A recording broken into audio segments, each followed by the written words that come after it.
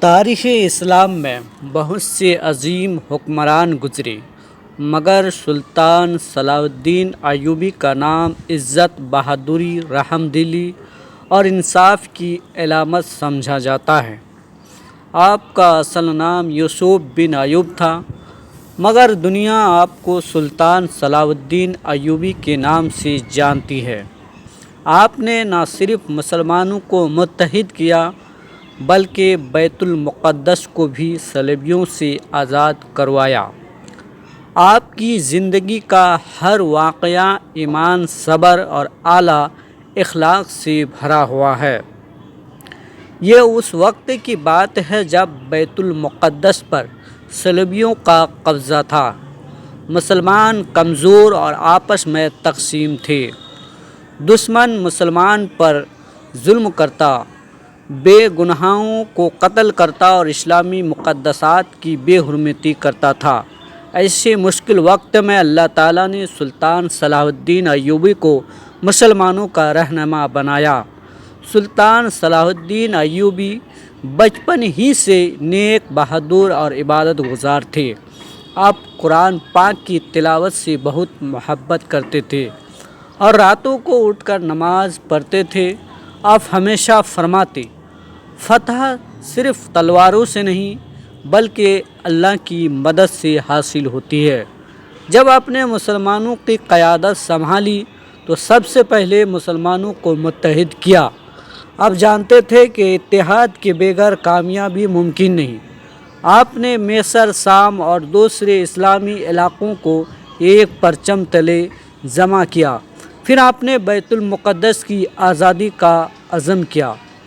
سن 1187 میں حطین کے میدان میں ایک عظیم جنگ ہوئی۔ صلیبی فوج بہت طاقتور تھے، مگر مسلمانوں کے دلوں میں ایمان کی طاقت تھی۔ سلطان صلاح الدین ایوبی نے اپنے سپاہیوں کو نصیحت کی، نماز قائم رکھو، قرآن سے تعلق مضبوط رکھو اور اللہ پر بھروسہ کرو۔ مسلمان فوج نے اللہ اکبر کے نعروں کے ساتھ دشمن پر حملہ کیا۔ جنگ کئی گھنٹے جاری رہی۔ آخر کار اللہ نے مسلمانوں کو عظیم فتح عطا فرمائی۔ صلیبی فوج شکست کھا گئی اور مسلمانوں کے حوصلے بلند ہو گئے۔ فتح کے بعد سلطان صلاح الدین ایوبی بیت المقدس کی طرف بڑھے۔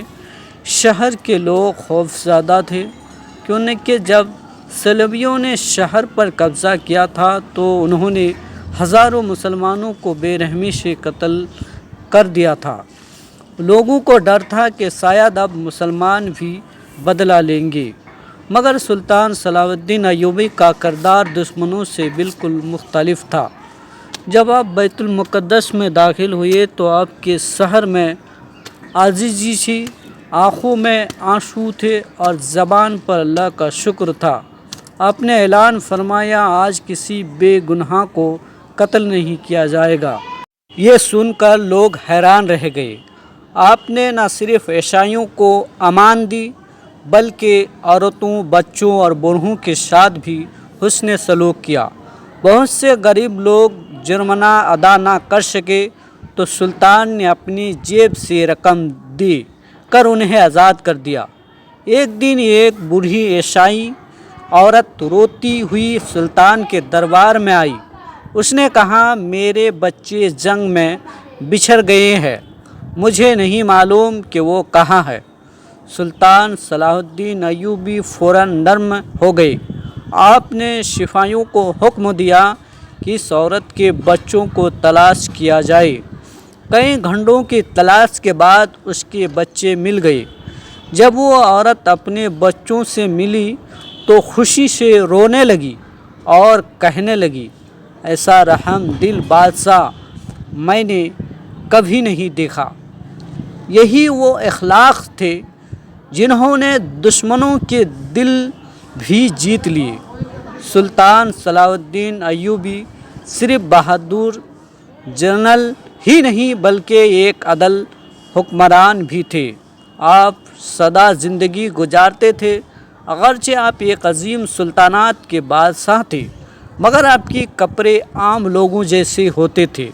آپ غریبوں کی مدد کرتے اور یتیموں کا خیال کرتے تھے۔ تاریخ میں آیا ہے کہ جب سلطان صلاح الدین ایوبی کا انتقال ہوا تو ان کے خزانے میں بہت کم مال تھا۔ انہوں نے اپنی دولت اللہ کی راہ میں خرچ کر دی تھی، یہاں تک کہ کفن کے لیے بھی زیادہ رقم موجود نہ تھی۔ آپ کی وفات کے وقت ایک شخص بازاروں میں یہ اعلان کرتا چل رہا تھا، دیکھو وہ عظیم فتح جس نے آدھی دنیا فتح کی، آج دنیا سے خالی ہاتھ جا رہا ہے۔ یہ اعلان لوگوں کے دلوں کو ہلا دیتا تھا۔ سلطان صلاح الدین ایوبی نے دنیا کو یہ سبق دیا کہ اصل کامیابی دولت یا طاقت نہیں بلکہ اللہ کی رضا، انصاف اور انسانیت کی خدمت ہے۔ آج بھی دنیا سلطان صلاح الدین ایوبی کو عزت سے یاد کرتی ہے، حتیٰ کہ دشمن مورخین نے بھی آپ کے اخلاق اور انصاف کی تعریف کی ہے۔